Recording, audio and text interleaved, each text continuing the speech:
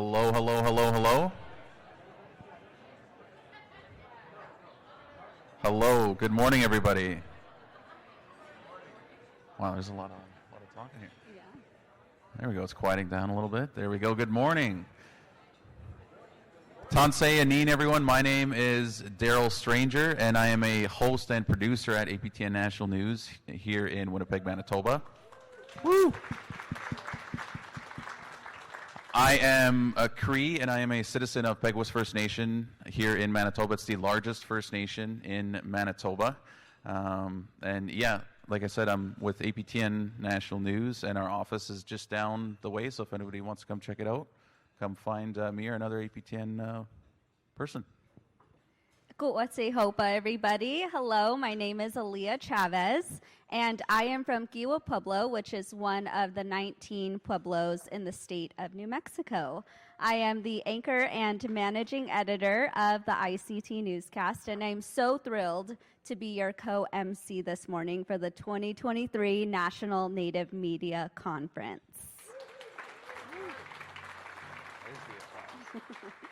For the next 3 days, we will celebrate Indigenous journalism from across the U.S. and Canada. On behalf of the Native American Journalists Association, we would like to welcome all of our NAJA members, conference participants, presenters, friends, and the surrounding Indigenous communities who call this place home.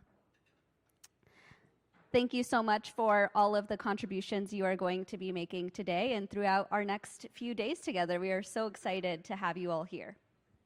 And thank you, everyone, for joining us again here in Winnipeg, Manitoba. It's so nice to be able to welcome people to sort of my neck of the woods and a lot of people's neck of the woods here. We're going to kick things off this morning with a powwow grand entry led by men's traditional dancer Howard Roulette with a song by the Hawk River Drum Group led by Lorne Red Sky from the Shoal Lake 40 First Nation. So take it away, Hawk River.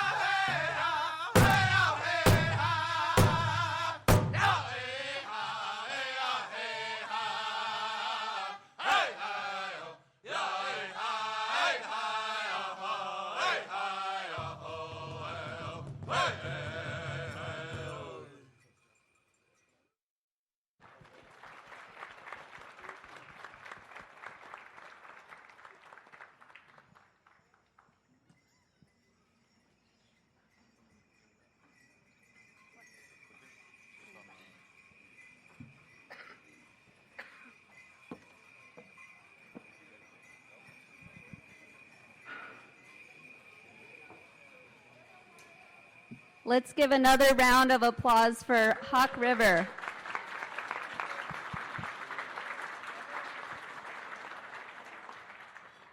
Up next, we welcome the University of Manitoba Elder in Residence, Norman Mead, to the stage.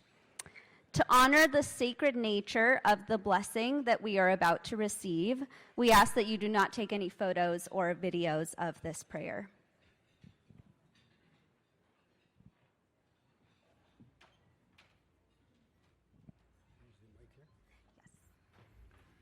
Good morning. I want to acknowledge as well the drum group. The sound of the drum touches my heart, touches my spirit, and I know it touches yours as well.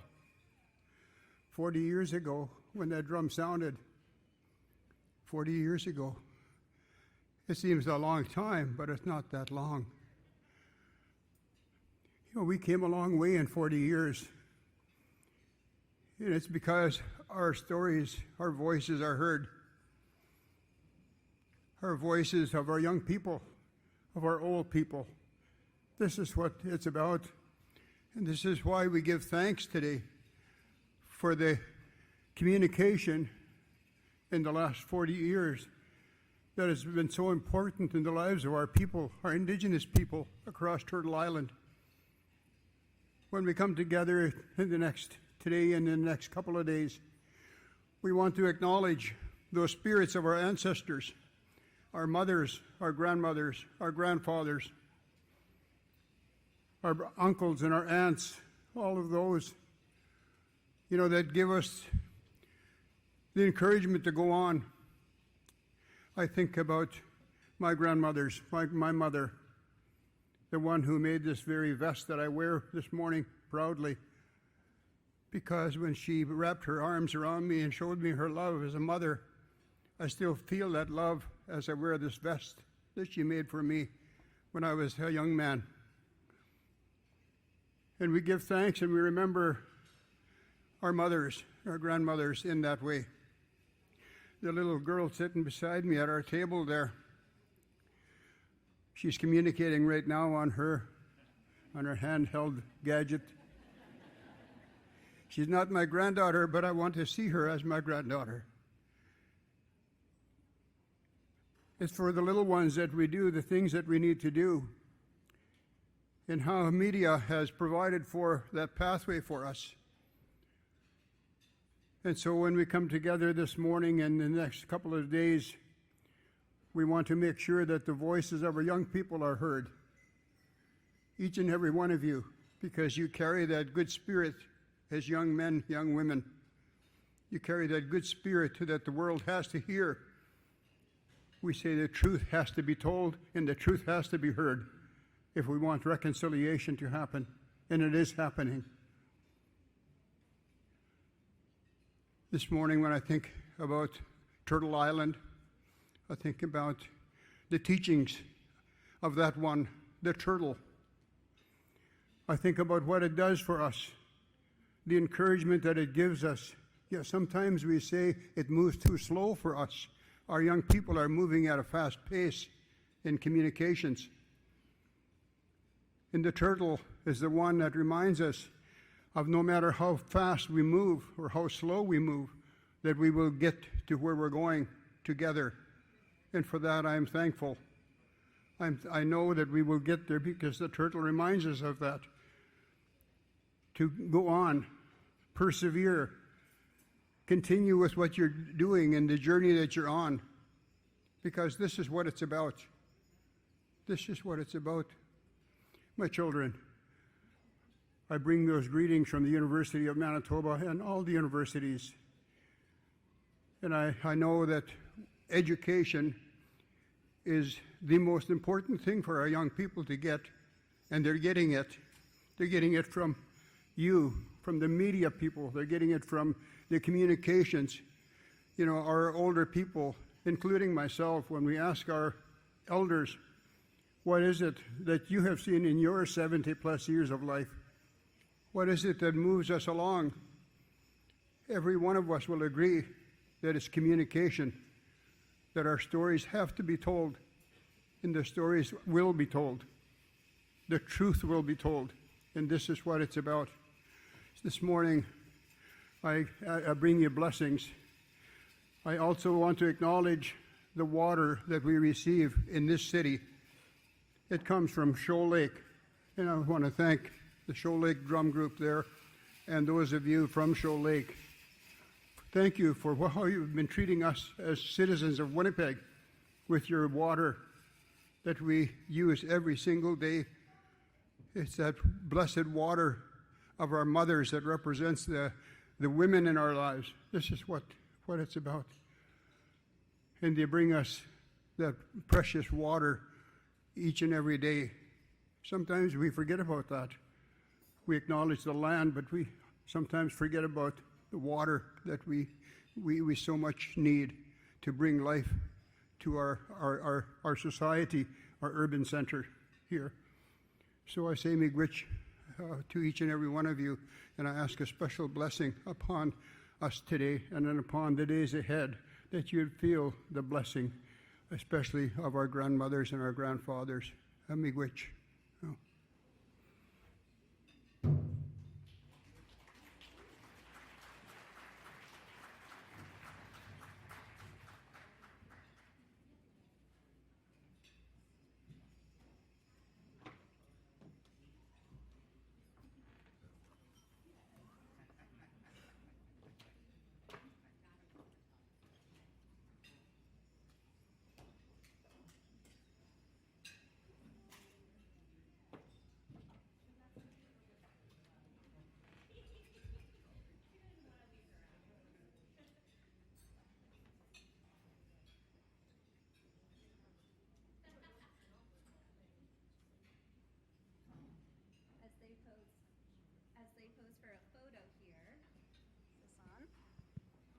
As they pose for a photo here, let's just give some warm blessings and another round of applause for the elder in residence at the University of Manitoba. I know that what I took away is our love for mothers, for sisters, for aunties, and I see so many beautiful matriarchs here, and so I am taking that blessing and sharing it with the rest of the days that we have together. Next up, we welcome Howard Burston, who is the Executive Director of the Assembly of Manitoba Chiefs, to the stage.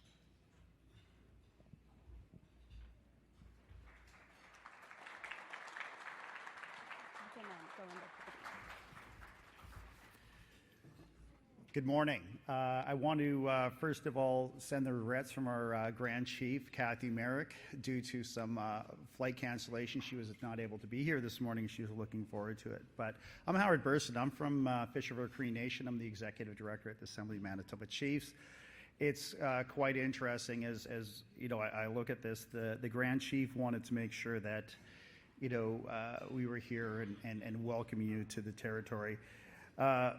And she wanted to make notes to make sure to say that, and it was quite funny. I was getting coffee and I ran into the young lady from Arizona to welcome all of our relatives from across Turtle Island. I think it really is an impressive, you know, group of journalists that are here.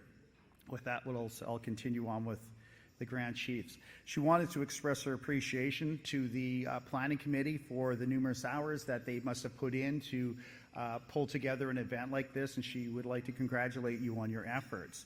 But she also wants to take this opportunity to talk a little bit about the treaties. She always talks about the treaties because how important they are to us as nations. And that sovereignty is not built into any document that exists between us and the Crown or us and the government. These treaties that existed since time immemorial are between our nations and all of our relatives from Arizona, relatives from just south of where my family lives in Fisher River in Peguis. It's the relationships that we've had for tens of thousands of years. And, you know, she really wanted to say welcome to everybody on that. As we gather, I wanted to also talk about some of the important work that you're doing. But first of all, We want to acknowledge that we've gathered today on Treaty 1 territory, the unceded and unsurrendered homeland and sovereign nations of the Cree, Ojibwe, Oji-Cree, Dakota, and Dene nations. This marks the 40th anniversary of the Native American Journalists Association, and it celebrates the important work that you're doing together to support one another, and looking at the growth of your organization to over 1,000 members is truly impressive. I'm grateful for your efforts of your association to bring to light a number of issues that have happened over recent years. And I'll encourage you to start digging a little deeper in some of these issues, especially when we start taking a look at, the key and important issue regarding murdered and missing Indigenous women and girls. We have addressed this, and we have had support from the media and digging deep into the causes and the roots, why our sisters, our relatives, have come to be in a landfill, and the lack of action on behalf of the provincial government. This story began long before their tragic story began. It began back with the government not living up to the treaties as we see within the documents. We also want to make sure that when we start taking a look at some of these stories, that we dive deep into the causes that have led to those circumstances, looking at the social determinants of health and how the lack of housing led to many First Nations people not being able to live within their reserves. So I want to, again, thank you for your time here in Manitoba. I hope you enjoy your stay. And as I close, I want to say that we do appreciate all the work that is done by the journalists, and we do appreciate the efforts that you do take, especially in this day and age where a TikTok video is considered in-depth analysis. It's as an above-average consumer of news. I am a subscriber to 3 different newspapers, and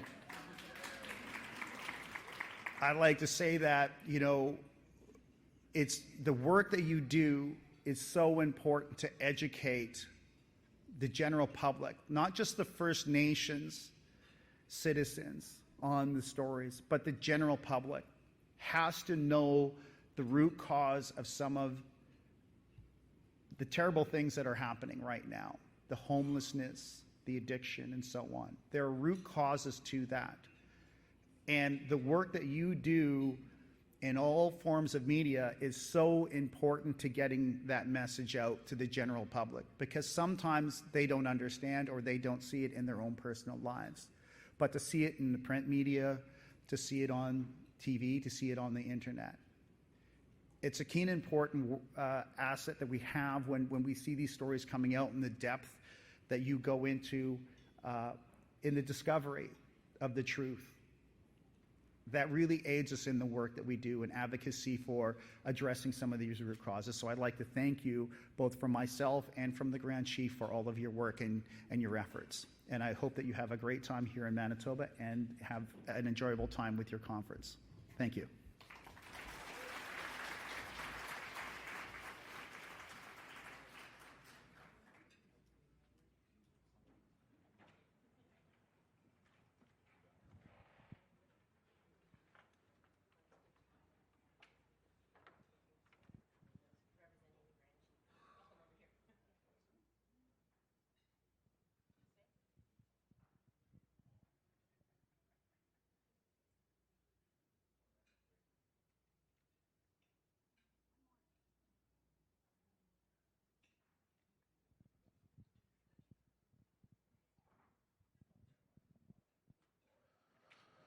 Well, thank you, Howard, for those words. A lot of really good words there, and a lot of really good points made as well. So we really appreciate you coming in and filling in for Grand Chief Merrick. And I just wanted to acknowledge our photographer, NAJA Kwandabens. I hope I'm saying that right or close. So if you see a camera in your face, that's probably going to be Nadia, so she's going to be running around doing photos with that. So thank you, Nadia, as well. And our next speaker, I'm very pleased to be able to introduce Stephanie Scott. She is the Executive Director of the National Center for Truth and Reconciliation. She was born and raised in Winnipeg, and her mother is from the Roseau River Anishinaabe Nation. She's an intergenerational and 60s scoop survivor. And over the last 25 years, Stephanie has enjoyed a long and successful career operating your own television production business. Is that right? So, which you still oversee part-time, as I understand. Is that? No more time. Okay. Well, so you share the lives of and history of Indigenous people for Canadians and abroad. So you're here. Take it away, Stephanie. Thank you. Good morning. Buju, Miskwa Nakwatakwe, Indigenous, Wabashishi Dodem. My Anishinaabe name is Red Cloud Woman, and my family is from Roseau River Anishinaabe First Nation, and I'm of the Martin clan. It is an honor to greet all of you and our relatives here today on Treaty 1 territory, the original lands of the Anishinaabe, Cree, Ojibwe, Dene, and homeland of the Red River Métis, and also home to many Inuit. Chimigwech to Elder Norman Mead for the blessing, and Executive Director Howard Burston, on behalf of Grand Chief Kathy Merrick for his welcoming remarks. And to the Hawk River Drum Group and dancers, thank you for filling my heart this morning. It has been over 20 years since I attended my very first NAJA conference in Minneapolis, and I see Jim Compton here, who led a group of students to that journey, and it's been a blessing ever since, so thank you for having me again. Prior to becoming the Executive Director of the National Center for Truth and Reconciliation and working all over the country during the Truth and Reconciliation Commission of Canada, I was a former broadcast journalist and television and film producer. My career began right out of college with the CBC Winnipeg, here in Manitoba in the newsroom. I learned how to research, write, chase news. It was eye-opening, it was difficult, it was challenging, and there were very few Indigenous journalists in the newsroom at that time, right across the country. I pitched story after story about our people, residential schools, and was told time and time again that those were not stories. And if I wanted to advocate for our people, I should choose another career. And then as a journalist, I would fail. I'm glad I did not listen at that time. I was once even asked by a CB stylist to cut my hair because long, straight hair on television did not look good. I didn't look like everyone else. It's good to see the advancements, but we still have a very long way to go. Shortly after I began working with the CBC, APTN was born. I felt I was given a gift. As a journalist, I was finally able to share our truths with all Canadians. And those stories were not being filtered through a non-Indigenous worldview. I truly believe that there is a profound affinity between the practice of Indigenous journalism and the sacred work of the National Center for Truth and Reconciliation. Like all of you, the NCTR is engaged every day in finding and bringing to light histories and truths that have been suppressed for far too long. Stories that have been twisted and distorted in the media and in the academic world. Truths that some still want to deny because they don't want to let go of the comfortable version of Canada's history that they grew up with. As a daughter of a residential school survivor and a 60 scoop survivor, it has taken me decades to find out who I am and where I've come from. And I continue to repair the damage that was done to me and my family. The NCTR has been entrusted with the truths that survivors shared during the TRC. We have been given the mandate to continue to gather their statements and to share these oral histories with Canadians in the world. Indian residential school survivors have taught us that truth-telling is essential. Truth-telling isn't easy. It takes courage, it takes conviction, and it takes persistence. But without truth-telling, we cannot have healing and we cannot have reconciliation. And this is a common purpose that unites all of us in this room. I am pleased to see the ongoing attention given to reporting on residential schools and institutions, it is essential that journalists continue to investigate and amplify the voices that once were silenced. As all of you are aware, the history of residential schools and the stories of the children who never came home have become a flashpoint in a struggle between truth-telling and deniers. We need you to keep asking governments and churches tough questions and their role in the violence of residential schools, and the truths that will continue to be disclosed. The NCTR will receive millions upon millions of records in the days to come that have yet to be reviewed. And more than anything else, we need you to keep amplifying the voices of survivors while they are still with us today. They deserve to have their stories and their lives acknowledged. And all of you must have a vital role in making that happen.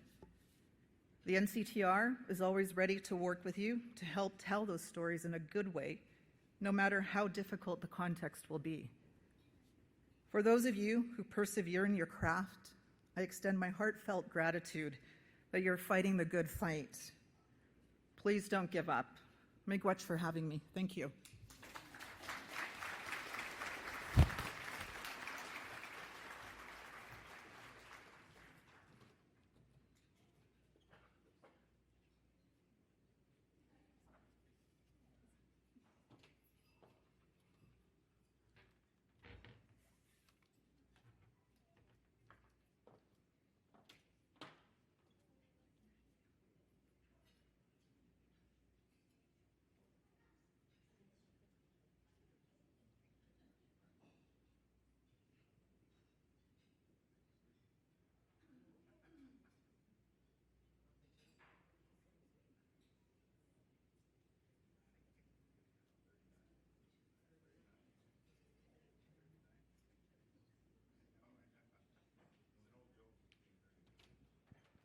Thank you, Stephanie, for those words. Again, everybody has just been so wonderful with their speeches and what they have to say this morning. Our next guest, I do believe, is the NAJA Board President, Graham Lee Brewer. So if we can get Graham to the stage to introduce us to the 2023 NAJA Board of Directors.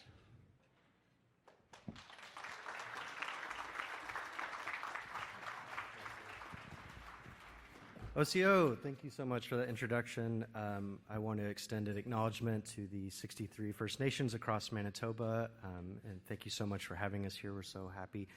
Thank you to Elder Norman for that wonderful blessing, and to Mr. Burston and Ms. Scott for welcoming us to Winnipeg. Excuse me. So I'd like to invite the board up on stage with me today, and I'll start with our Vice President, Christine Trudeau.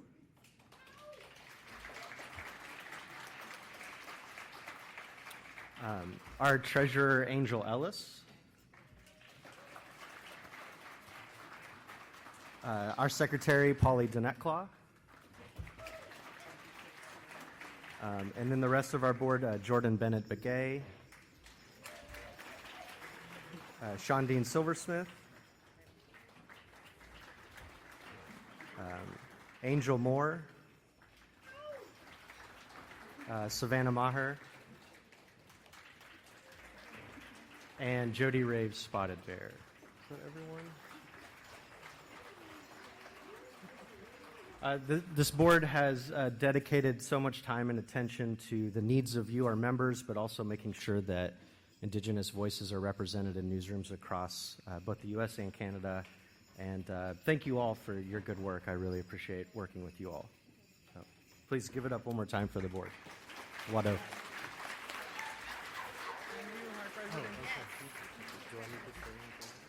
Just take a group photo because I think Nadia's going to get you all together.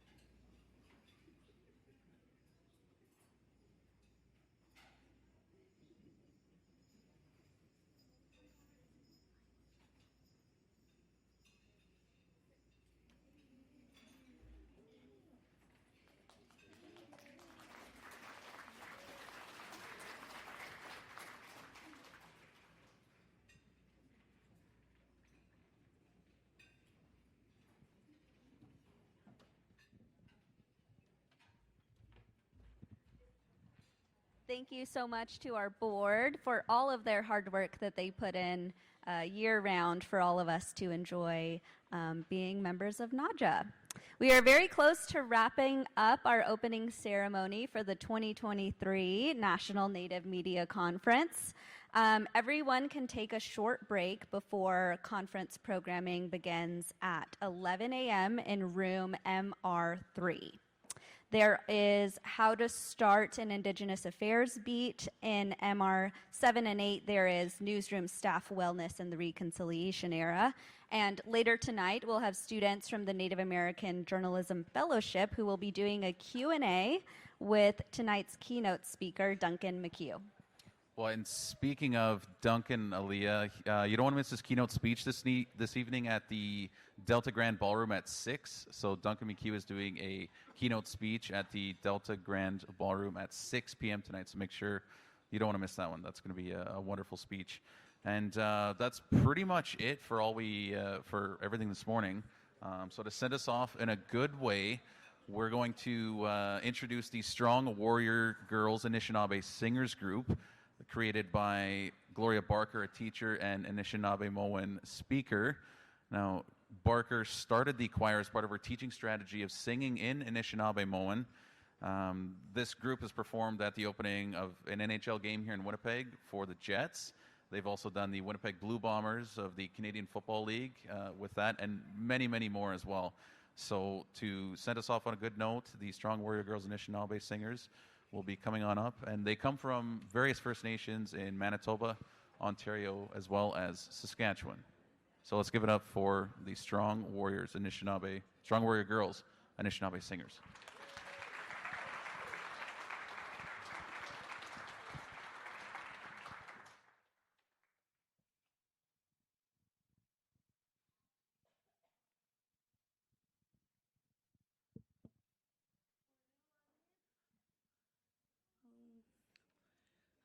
Bimashi Migizi Kwe, Nidishnikas, Wanipigosi Bean Hunji. Sorry, my voice is Makwandode. My name is Gloria Barker from Water First Nation, and I'm from the Bear Clan. I'm an educator at Riverbend Community School, where I teach Ojibwe bilingual program since 2017, and since I was there, I developed a choir to sing in our language, Anishinaabe-Moan, and it's still going. 2023, huh? Okay, so the girls are getting ready, I guess. I started my choir off with 16 girls when I first started. Now I'm down to 5. No, but it's the summer. I'm back. So, as part of Truth and Reconciliation, this is the choir. So this is a way of revitalizing our language, to sing in our language. We have 2 songs for you. One is a greeting song to greet you all. Welcome to Winnipeg, Manitoba, Canada. Yeah. And the next one is a song on the 4 directions that my sister wrote to take care of our Mother Earth. Miigwech. Okay.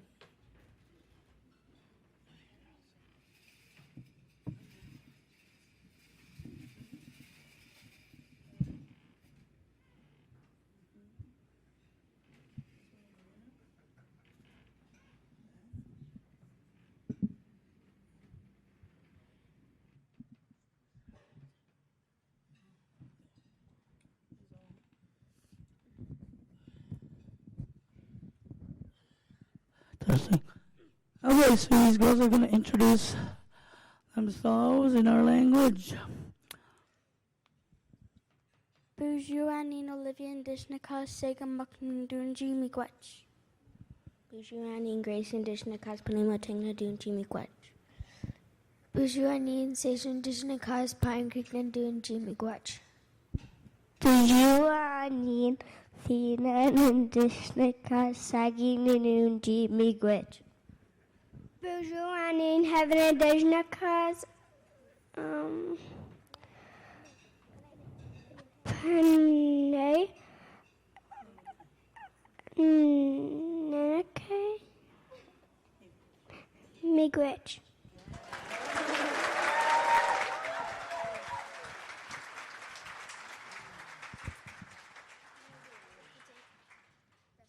Okay, so we're singing to the Inaniwakshigo Ikwewak, okay? Who's joining them? Ready? Aja? Basic. Age.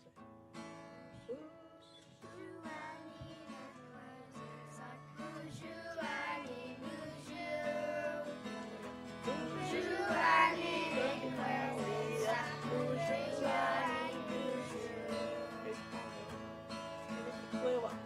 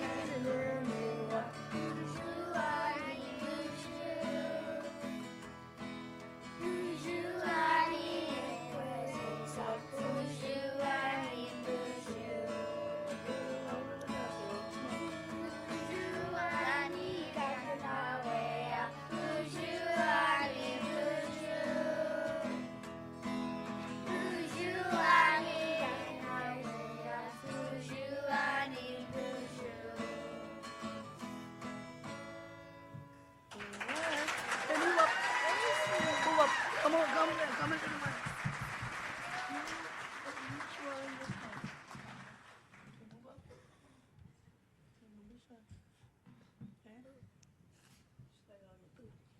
Move this side. Smile at the crown, okay? Ready?